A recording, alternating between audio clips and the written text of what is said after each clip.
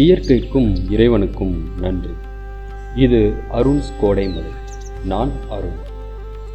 தர்மம் எப்போதெல்லாம் அழிஞ்சு அதர்மம் தலையெடுக்குதோ அப்போதெல்லாம் தர்மத்தை நிலைநாட்ட நான் யுகம் யுகமாக அவதரிப்பேன். இது கீதாச்சாரம் சொல்கிறது. தர்மம் அழிஞ்சு அதர்மம் தலையெடுத்த போது பகவான் அவதரித்த வரலாற்றை சொல்கிறது தான் இதிகாசங்கள். இந்த இதிகாசங்கிறது வெறும் கதை மட்டும் இல்லை. சமஸ்கிருதத்தில் இதினா இப்படின்னு அர்த்தம், காசம்னா நடந்ததுன்னு அர்த்தம். அப்போது இப்படி நடந்தது அப்படின்னு சொல்லுவாங்க. அது மட்டும் இல்லாமல் இதிகாசம்னா மரபு வழி வரலாற்று காவியம், பெருங்காவியம்னு சொல்லுவாங்க. இந்த இதிகாசங்கள் மொத்தம் 2. ஒன்று ராமாயணம், 2வது மகாபாரதம்.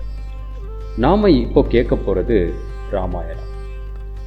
ராமாயணம் அதாவது ராமனோட பயணம் அல்லது அவன் வாழ்ந்த வழின்னு சொல்லலாம். இந்த ராமாயணத்தோட மூல நூல் வால்மீகி எழுதின ராமாயணம். அதை தழுவிதான் பல இந்திய மொழிகளில் ராமாயணம் எழுதப்பட்டது. தமிழில் கம்பர் எழுதினாரு. அதுதான் கம்ப ராமாயணம்னு நம்ம படிச்சிருக்கோம். இப்போ நான் உங்களுக்கு ராமாயண கதையை என்னோட பேச்சு வழக்கில் சொல்ல போகிறேன். கேட்டு மகிழுங்க. சரி, ராமாயணம் ஏன் கேட்கணும், இல்லை ஏன் படிக்கணும்? ராமாயணத்தை கேட்குறவங்களுக்கும் படிக்கிறவங்களுக்கும் என்னென்ன நன்மை கிடைக்கும்னு வால்மீகி முனிவர் சொல்லியிருக்காரு. அது என்னன்னா, ராமாயண கதையை தேவர்களும் சித்தர்களும் கந்தர்வர்களும் ரிஷிகளும் தினமும் கேட்டுட்ருக்காங்களாம். ராமாயணம் எங்கேயெல்லாம் சொல்லப்படுதோ அங்கேயெல்லாம் அனுமன் அதை கேட்டுக்கிட்டு இருப்பாராம். சூரியன் உதிக்கிறப்பவோ இல்லைனா சூரியன் மறையிறப்பவோ நல்ல மனசு கட்டுப்பாடோடு வச்சுக்கிட்டு ராமாயணத்தை படிக்கணுமா.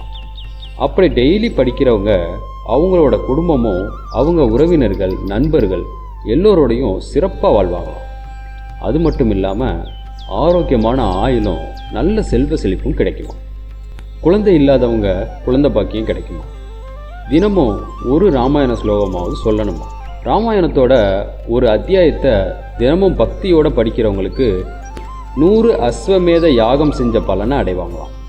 படிக்கிறவங்களுக்கு மட்டும் இல்லை, இதை கேட்குறவங்களுக்கு அதே பலன்கள் கிடைக்குமா.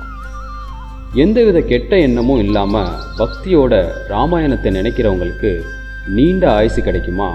கடைசியாக அவங்க ஆயுள் முடிகிற தருணத்தில் விஷ்ணுலோகம் செல்வார்கள்னு வால்மீகி சொல்லியிருக்காரு. ராமாயணம் எப்படி உருவாச்சு தெரியுமா? அதுக்கு ஒரு கதை இருக்குங்க. ஒரு நாள் தேவலோகத்தில் வருண பகவான் அவரோட குழந்தையோட விளையாடிக்கிட்டு இருந்தாராம். அப்போது நாராயண நாமத்தை சொல்லிக்கிட்டே நாரதர் அந்த பக்கமாக வராரு. வருண பகவானோ நாரதர் வந்ததை கவனிக்காமல் குழந்தையோட விளையாடிக்கிட்டு இருந்தார். நாராயண நாமத்தை கவனிக்காத வருணன் மேலே நாரதருக்கு கோபம் வந்துருச்சு. அதனால என்ன பண்ணாரு, நீ உன் குழந்தையை பிரிவாயாகன்னு சாபம் கொடுத்துட்டார். கலங்கி போன வருணன் நாரதர்கிட்ட மன்னிப்பு கேட்டு சாப விமோசனம் கொடுக்கும்படி கேட்டுக்கிட்டார். அப்போ நாரதர் சொல்கிறாரு, இந்த சாபம் ஒரு வரம். இந்த குழந்தை பூலோகத்தில் பிறந்து பிற்காலத்தில் விஷ்ணுவோட அவதார புராணத்தை ஒரு இதிகாசமாக படைக்கும் அப்படின்னு வாழ்த்திட்டு போயிட்டார். அந்த குழந்தை தான் பிற்காலத்தில் வால்மீகின்னு பேர் பெற்று ராமாயணத்தை படைச்சாரு அப்படின்னு ஒரு நம்பிக்கை இருக்குது. ராமாயணத்தில் மொத்தம் 7 காண்டங்கள் இருக்குது. அது பாலகாண்டம், அயோத்திய காண்டம், ஆரண்ய காண்டம், கிஷ்கிந்த காண்டம், சுந்தர காண்டம், யுத்த காண்டம், கடைசியாக உத்திர காண்டம். இன்றைக்கி நம்ம பாலகாண்டத்தோட முதல் பகுதியை கேட்போம். புண்ணிய நதியான கங்கை நதிக்கு வடக்கு திசையில் கோசல ராஜ்யம் ரொம்ப பெரிய ராஜ்யமாக இருந்துச்சு. அந்த ராஜ்யத்துக்குள்ளே சராயு நதி ஓடிக்கிட்டு இருந்துச்சு. சராயு நதி கங்கையோட உபநதி, அதாவது கிளை நதின்னு சொல்லலாம். இந்த கோசல ராஜ்யத்தை ஆட்சி செஞ்ச அரசர்கள் எல்லோருமே சூரிய குலத்தை சேர்ந்தவங்க. இந்த வம்சத்தில் மனு சக்கரவர்த்தி, இஸ்வாகு மன்னன், மந்தாதா, சிவி சக்கரவர்த்தி, சரகர், பகீரதர், ரகுஷன், ரகு, அஜன் இந்த மன்னர்கள் எல்லோருமே மிகச்சிறந்த மன்னர்களாக இருந்தாங்களாம். இந்த கோசல ராஜ்யத்துக்கு தலைநகரமாக இருந்தது தான் அயோத்தியா பட்டணம். அயோத்தியா அப்படின்னா என்ன அர்த்தம்னா யுத்தத்தில் அசைக்க முடியாததுன்னு அர்த்தம். அந்த காலத்தில் இந்த நகரம் யார்கிட்டையும் எந்த விதத்திலையும் தோத்ததே இல்லை. இதுதான் அயோத்தி நகரத்தோட சிறப்புங்க. சூரிய குலத்து அரசர்களில் அஜமகாராஜனுக்கும் இந்துமதிக்கும் மகனாக பிறந்த தசரத சக்கரவர்த்தி கோசல ராஜ்யத்தை ஆட்சி செஞ்சுட்டு வந்தார். தசம் அப்படின்னா 10ன்னு அர்த்தம், ரதம்னா தேர்னு அர்த்தம். ஒரே நேரத்தில் 10 தேரை வழிநடத்த வல்லவன் அப்படின்றது தான் தசரதன்ற பேருக்கு அர்த்தம். இந்த தசரத சக்கரவர்த்தி ஒரு ஆண் சிங்கத்தை போல உடல் வலிமை பெற்றிருந்தார். தசரதருக்கு 3 மனைவிகள். அவங்க யாருன்னா கௌசலை, கைகேயி, அப்புறம் சுமத்திரை. ஒரு சிறந்த மன்னன் எப்படி இருக்கணுமோ அத்தனை அம்சங்களும் மாண்புகளும் தசரத சக்கரவர்த்தி கிட்ட இருந்துச்சு. பல வருஷம் செங்கோல் தாங்கி ஆட்சி செஞ்சார். அவரோட ஆட்சியில் சில தவிர்க்க முடியாத காரணங்களால் மட்டும்தான் போரே வருமா. அதையும் ரொம்ப சிறப்பாக கையாளுவாராம் தசரத சக்கரவர்த்தி. தேவர்களோட நலனுக்காக பல அசுரர்கள் அரக்கர்களோட போராடி வெற்றி பெற்று அவங்களோட ஆசீர்வாதம் பெற்றிருக்கிறார். போர் இல்லாத நேரங்களில் தன்னோட நாட்டு மக்களோட நலனுக்காக நேரத்தை செலவு பண்ணார். தன்னோட நாட்டு மக்களை ஒரு தந்தை தன்னோட குழந்தையை எப்படி பாதுகாத்துக்குவாரோ அது போல் கவனிச்சுக்கிட்டாராம்.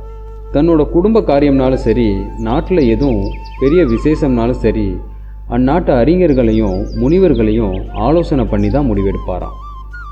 இவரோட அரசவையில் இருந்த மந்திரிகள் எல்லோருமே நல்ல ஆட்சி திறமை பெற்றவர்களாக இருந்தார்களாம்.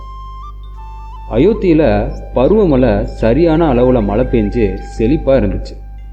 குடிமக்கள்லாம் நல்லா படித்தவங்களாக இருந்தாங்க. அது மட்டும் இல்லாமல் ஒழுக்க நெறிகளில் சிறந்து விளங்கினாங்க. தசரத சக்கரவர்த்தியோட ஆட்சியில் மனிதர்களோட முயற்சியும் தெய்வ சக்தியும் ஒன்றா சேர்ந்து பூமியில் இருக்க ஒரு சொர்க்கம் போல இருக்குமா கோசல ராஜ்யம். கோசல நாடு வளமாக இருந்ததால் அங்கே வறுமையே இல்லையாம். மக்கள் எல்லோருமே சத்தியத்தை கடைப்பிடிச்சு பொய் பேசாத காரணத்தினால உண்மை அப்படிங்கிற ஒன்றே இல்லையாம். நாட்டில் திருடர்களே இல்லாத காரணத்தால் காவலர்களே தேவைப்படலையாம். எவ்வளோ சிறப்பான கோசல ராஜ்யம் இல்லையா? சரி நண்பர்களே, இந்த பதிவில் பாலகாண்டத்தோட முதல் அத்தியாயத்தை கேட்டோம். அதில் ராமாயணத்தோட முன்னுரை பற்றியும், வால்மீகியை பற்றியும், ராமாயணம் எப்படி உருவானது அப்படிங்கிறத பற்றியும், கோசல ராஜ்யம் பற்றியும், அயோத்திய நகரத்தை பற்றியும், தசரத மன்னனோட ஆட்சி, அப்புறம் மக்களோட வாழ்க்கையை பற்றி தெரிஞ்சுக்கிட்டோம். அடுத்து அயோத்தியில் திருமாலே ராமனா தசரத சக்கரவர்த்திக்கு மகனாக பிறக்க போகிற காட்சியை பார்ப்போம். அதுவரை உங்களிடமிருந்து விடைபெறுவது நான் அருண். இது அருண்ஸ் கோடைமலை. நன்றி.